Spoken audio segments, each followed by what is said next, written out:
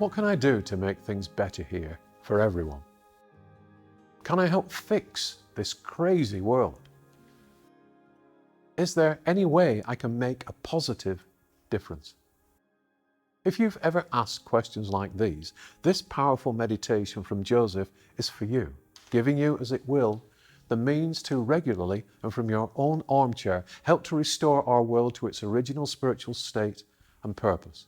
Help to illuminate and uplift the life experience of every soul living here, and help to reinstate love, honesty, respect, harmony, and a spiritual perspective to global societies that have lost their way. The meditation is taken from an inspiration, an invitation, a meditation, the final chapter of Joseph's book, The Spaces Between, and it's called The Lighthouse. I'll let Joseph introduce it in an abridged passage from that chapter. Then, this time, he, rather than myself, will take you into the meditation. Here's Joseph referring to his theme of the spaces between. In this book, I have tried to illustrate the fact that what you perceive as empty spaces in your life and thin air are anything but, and that you co-inhabit this earth with a variety of spiritual beings. Not only that, but you are immersed in a kind of psychic soup, in the thoughts, intentions, and dominant vibrations of the field of mankind at any given moment. However, having explained that there are no spaces between, I have to say that in a sense, there is one very vital space between, one very vital gap in your experience that needs to be filled. And that gap is the space that you created in your heart between yourselves and your God at the time of the fall. Were I to include the details of the fall at this point, I would have to insert a complete book. So I recommend that you also read The Fall if you have reached this point and are intrigued by my allusion to this event and my insistence that the earth and society are not working as they should spiritually due to the fall.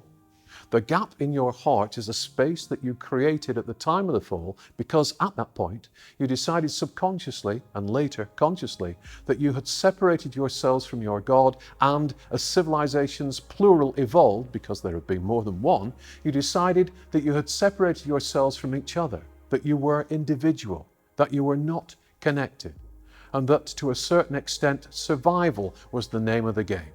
So survival was the reason that you sought power, the reason that you sought to control other people, and the reason why you had to be harsh in your dealings with other people, in your dealings with the animal kingdom, and in your dealings with the earth.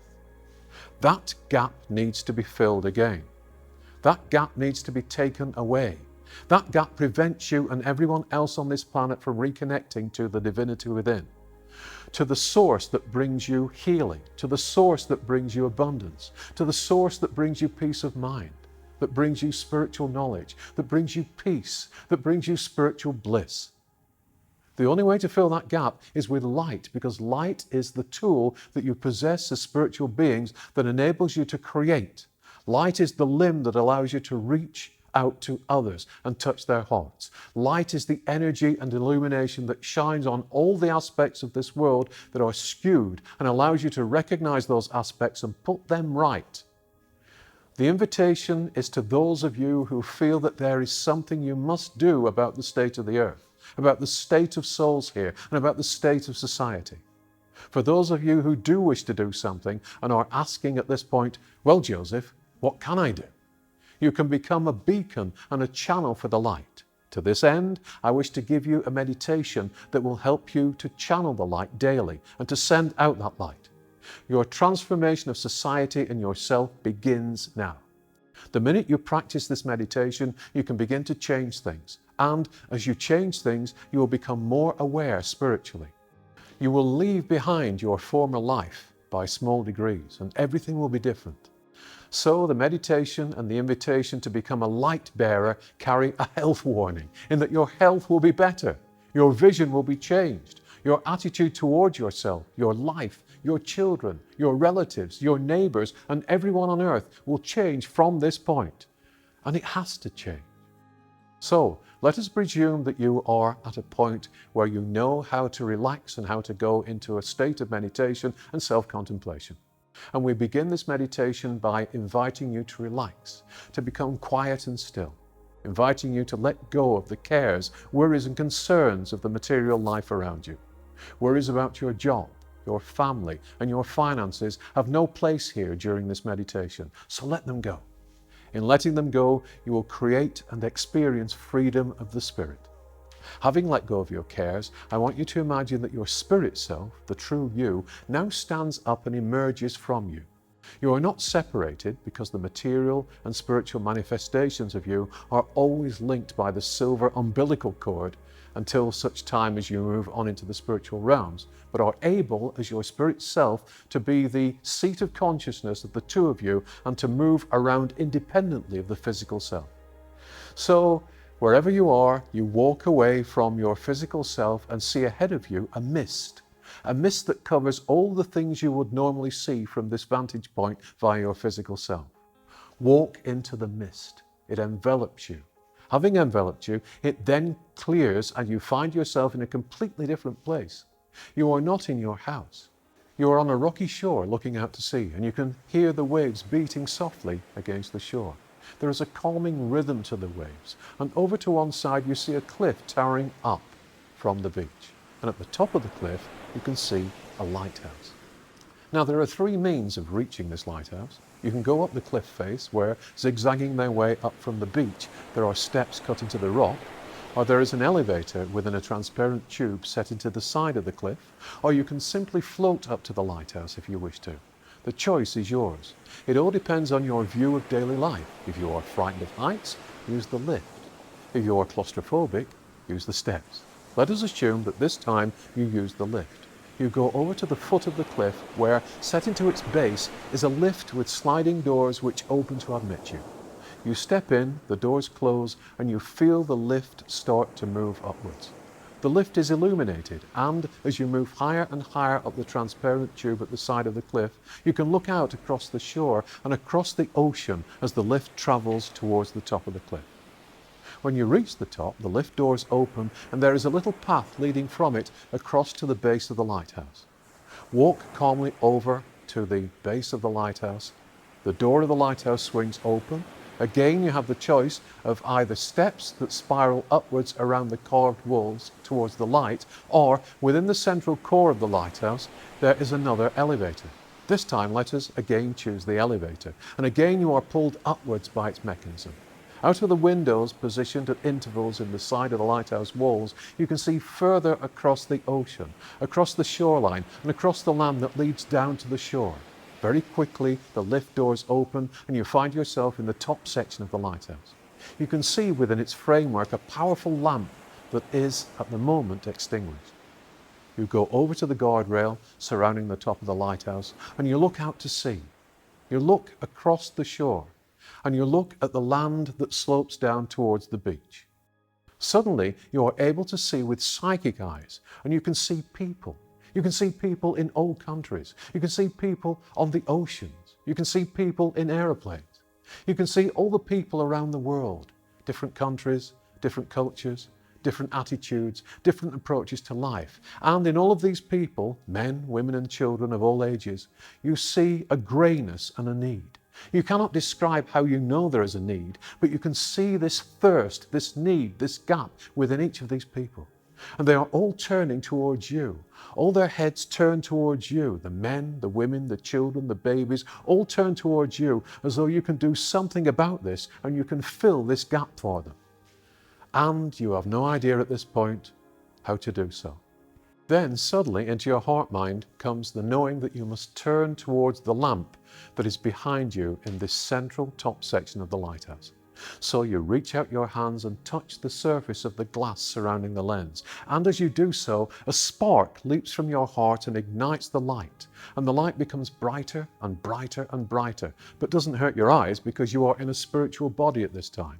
It begins to revolve, slowly at first and then faster. And as it revolves, you can see the light seeking out every man, every woman, and every child across the earth.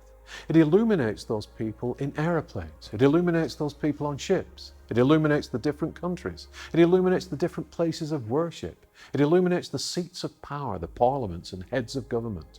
It illuminates the army bases and the people waiting for instructions to launch weapons. It illuminates those people in hospital beds. It illuminates every soul on earth. And as it illuminates them, they turn away from you, and that great need they have of you ends. They turn instead and place their hands on their hearts and begin to smile. They change from grey souls into illuminated, irradiated beings of light, and each of them remembers who they are because of you. Each of them changes because of you. Each of them sets aside their materiality and their need to try and take from others because of not understanding that what they need is not the power of others, but the power they have within themselves. And you see the waves illuminating. You see the land and the countries illuminating. You see the world illuminating. From this vantage point of the lighthouse, it is as though you are looking out from space and you can see patches of light beginning to grow around the Earth and starting to link up until the planet is a great shining orb in space. As it illuminates to this extent, you see the spaces between the Earth, the planets and the stars. You see them for what they really are. You see the wonderful, divine potential within each of them. You see the angelic host, hard at work creating new spheres of experience.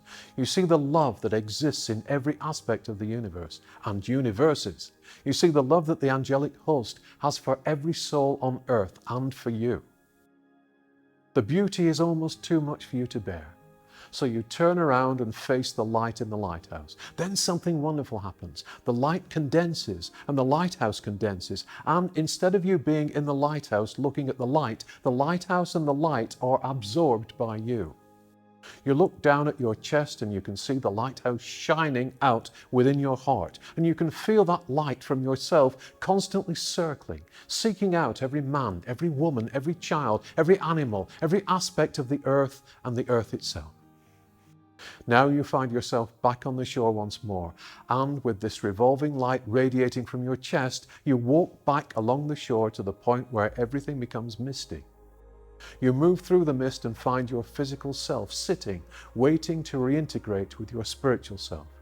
You sit down within yourself and gently you let the light subside, and you reconnect your spiritual self with your earthly self and feel that reintegration. You close down your chakras, asking God and asking your higher self to do so that you are protected from the field of consciousness of mankind during your normal daily material life. And you come back to earthly consciousness knowing that the light is shining from you all the time. Back with us? Good. Remember, you can refer to and take yourself through this meditation whenever you wish to uplift and guide and help humanity. Well, we've almost reached the conclusion of our course. Next time, in part 8 of this module, we ask the important question, what's next for you in your spiritual development? I do hope you'll join me then, and if you haven't already, why not subscribe to this channel so you can refer back to the modules and exercises in this course whenever you need to. And please also consider subscribing to our other channels, which feature many more videos and spiritual perspectives from the Joseph Communications, the Band of Light, and myself. Links can be found at the end of this video and also at the bottom of the channel page.